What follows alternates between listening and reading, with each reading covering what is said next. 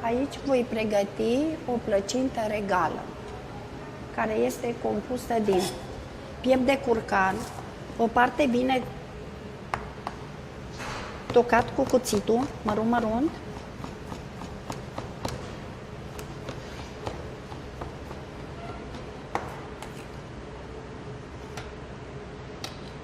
și o parte l-am feliat, ca să am două părți, una tocată mărunt și una feliată. Voi toca ciuperci,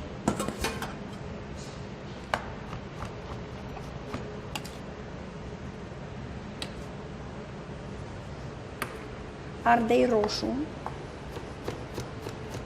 o parte îl toc și o parte îl las fâșii.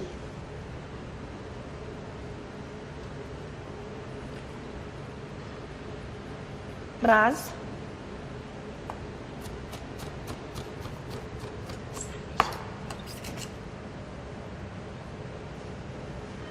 dovlecel, tot așa, o parte îl toc și o parte îl feliez.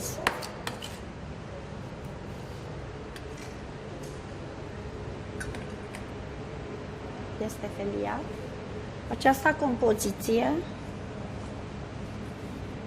o să le amestec, o să le combin cu 4 ouă întregi. Se încorporează toate la un loc.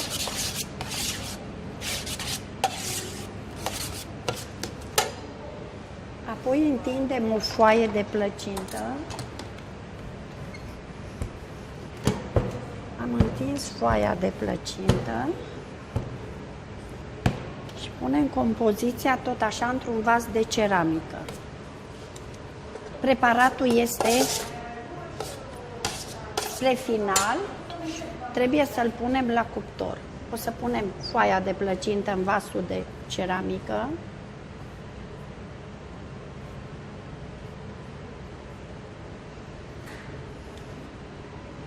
Punem prima dată compoziția tocată mărunt.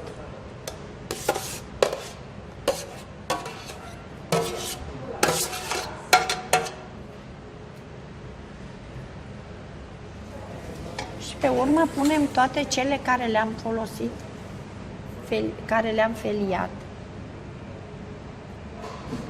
Și mai punem puțin din compoziție.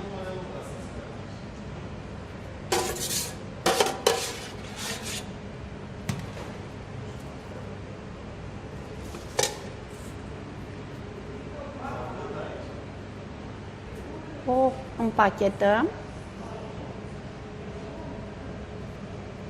Plăcinta o să o ungem deasupra cu ou, ca să prindă o culoare arămie.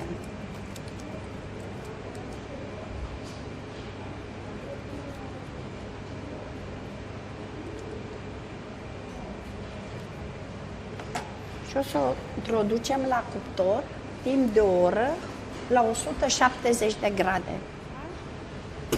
Și o să-l scoatem din cuptor.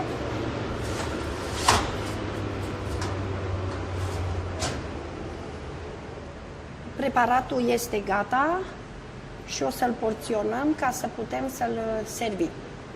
Și vă dorim poftă bună!